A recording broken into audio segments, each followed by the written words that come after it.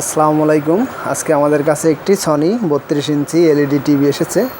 আর এই টিভিটি যে সমস্যাটির জন্য এসেছে, দেখুন টিভিটির লেখা কিন্তু উল্টা। ছবি যদি ডিশ লাইন লাগানো যায় তাহলে ছবিগুলোও কিন্তু উল্টা আসে। দেখুন নো সিগন্যাল এবং চ্যানেলের যে নাম্বারগুলো আছে সব কিছু কিন্তু উল্টা দেখাচ্ছে। এরকম উল্টা যদি কোনো টিভিতে হয়ে যায়, এলইডি টিভিতে, তাহলে কিন্তু আমরা খুব সহজেই এই যে রিমোট আছে, রিমোটের মাধ্যমে কিন্তু সমস্যাটি সমাধান করতে পারি। আর রিমোটের মাধ্যমে সমস্যাটি সমাধান করার জন্য আমাদেরকে অবশ্যই টিভির যে সার্ভিস মেনু আছে বা ফ্যাক্টরি সেটিং, সেই সার্ভিস মেনুতে ফ্যাক্টরি সেটিংয়ে প্রবেশ করতে হবে। আর ফ্যাক্টরি সেটিংয়ে প্রবেশ করার জন্য আমাদেরকে কিছু কোড বাটন, অর্থাৎ এই যে দেখুন এখানে কিছু কিপ্যাড আছে, এই বোতামগুলো, রিমোটের যে বোতামগুলো, বাটনগুলো, এগুলো কিন্তু চাপ দিয়ে তারপরে আমাদেরকে সার্ভিস মেনুতে ঢুকতে হয়। তো এক এক টিভিতে এক এক রকম কোড, এক এক কোম্পানির টিভিতে এক এক রকম কোড হয়ে থাকে। সিঙ্গারের একরকম, এলজির একরকম, সনির একরকম, চায়নাগুলোর একরকম।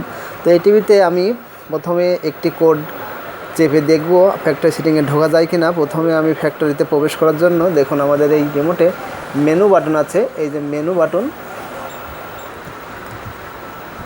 এই মেনু বাটনটা আমি প্রথমে ওকে করে নিচ্ছি। মেনু ওকে করার পর দেখুন মেনুর চার্টটি এসে গেছে আমাদের টিভিতে। মেনুর চার্ট আসার পরে আমাদের 1147, দেখুন 1147 এখানে চলে এসেছে। আসার পর কিন্তু আমাদের সাথে সাথে ফ্যাক্টরি সেটিংয়ের যে চার্টটি কিন্তু চলে এসেছে। দেখুন যে চার্টটি এসেছে, চার্টটির লেখাগুলো কিন্তু উল্টা।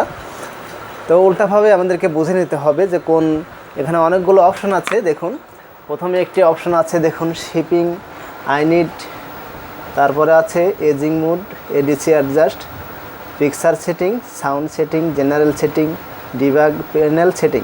আসলে এই যে অনেকগুলো যে পয়েন্টগুলো আছে, এক একটার মধ্যে এক এক রকম সেটিং আছে। আমরা যদি এই ভুল করে অন্য কোনো সেটিংয়ে ঢুকে পড়ি বা ওকে করে ফেলি ভুলে, তাহলে কিন্তু আমাদের এই টিভিটিতে অনেক বড় ধরনের সমস্যা হয়ে যেতে পারে। তো সঠিক যে অপশনটি আমাদেরকে এই উল্টা ঠিক করার জন্য প্রবেশ করতে হবে, এই যে প্যানেল সেটিং, দেখুন প্যানেল সেটিং আছে, এই প্যানেল সেটিংয়ে কিন্তু আমাদেরকে প্রবেশ করতে হবে। আর প্যানেল সেটিংয়ে যাওয়ার জন্য দেখুন আমার প্রথমে এই চারটি আসার পর দেখুন উপরের যে, অর্থাৎ ফার্স্ট যে শিপিং আই নিড, এখানে কিন্তু সিলেক্ট করা আছে। আমি প্যানেল সেটিংয়ে যাওয়ার জন্য আমাদের এই যে ডাউন যে বাটনটি আছে, এই যে গোল আছে এখানে ইন্টার, এই ইন্টারের নিচে যে বাটনটি আছে এটা হলো ডাউন বাটন। ডাউন বাটনটি আমি চাপ দিয়ে দেখুন প্যানেল সেটিংয়ের উপর কিন্তু আমাদের এই যে মার্কটা এসেছে প্যানেল সেটিংয়ের উপর। প্যানেল সেটিংয়ের উপর আসার পরে আমাদেরকে এই যে মাঝখানের যে বাটনটি আছে ইন্টার দিয়ে কিন্তু ওকে করতে হবে। দেখুন আমি ওকে করে নিলাম।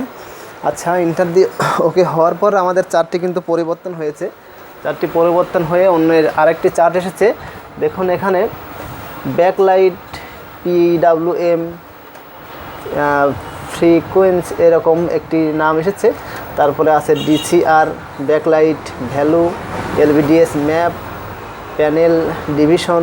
তো এগুলো বিভিন্ন অপশন আছে। আরও আছে দেখুন কালার, ডিপ, মিরর। এই মিরর যে অপশনটি আছে, মিরর অপশনেই কিন্তু আমাদের এই উল্টা সমস্যাটি সমাধান করতে হয়। তো আমি মিরর অপশনে যাওয়ার জন্য আমি আবারও আমাদের এই যে ইন্টার যে বাটন আছে, ইন্টার বাটনের নিচে যে বাটনটি আছে এটি হচ্ছে ডাউন বাটনটি চেপে আমি মিরর অপশনে যাচ্ছি। দেখুন মিরর অপশনের উপর আমাদের মার্কটি এসেছে। মিরর অপশনে আসার পরে আমি কিন্তু এই দেখুন এদিক দিয়ে একটি চিহ্ন আছে, অর্থাৎ এদিকে যাওয়ার এদিক দিয়ে একটা চিহ্ন আছে এদিকে, অর্থাৎ আমরা দুই দিকে যেতে পারবো। আর দুই দিকে যেতে হলে আমাদেরকে এই যে লেফট এবং রাইট এই বাটন দুটি চাপতে হবে। এই লেফট বাটন আমি যদি চাপ দিই, দেখুন এখন আছে নর্মাল, আমি যদি চাপ দেই কোনো কাজ হচ্ছে না। তাহলে আমি রাইট বাটনটি এবার চাপ দিচ্ছি। দেখুন রাইট বাটনটি চাপ দেওয়ার পর দেখুন আমাদের এখানে মিরর লেখা এসেছে। এতক্ষণ ওখানে লেখা ছিল নর্মাল, এখন কিন্তু লেখাটি এসেছে মিরর। লেখাটি চেঞ্জ হয়েছে, কিন্তু আমাদের ডিসপ্লে কিন্তু দেখুন উল্টাই আছে। আমি আবারও চাপ দিচ্ছি যে আরও কোনো অপশন আছে কিনা। দেখুন চাপ দেওয়ার পর কিন্তু আর চেঞ্জ হচ্ছে না। আমরা বেশিরভাগ টিভিতেই কিন্তু পেয়ে থাকি যখন একরকম অপশন দেওয়া থাকে, সাথে চেঞ্জ করার সাথে সাথে কিন্তু আমাদের স্ক্রিনটি সোজা হয়ে যায়, উল্টা যদি থেকে থাকে। কিন্তু এই টিভিটাতে কিন্তু তা হচ্ছে না। তাহলে এই টিভিটি কেন হচ্ছে না? মিরর লেখা চেঞ্জ হয়েছে কিন্তু ডিসপ্লে যে সোজা হবে সেই সোজাটা কিন্তু হচ্ছে না। তাহলে আমি যদি প্যানেলটি সরিয়ে নেই বা টিভিটি যদি অফ করে নেই, দেখুন আমি রিমোটে লাল বাটন দিয়ে অফ করে দিচ্ছি, অফ হয়েছে টিভিটি। কিন্তু আমি চালু করে দেখব সমস্যাটি সমাধান হয় কিনা।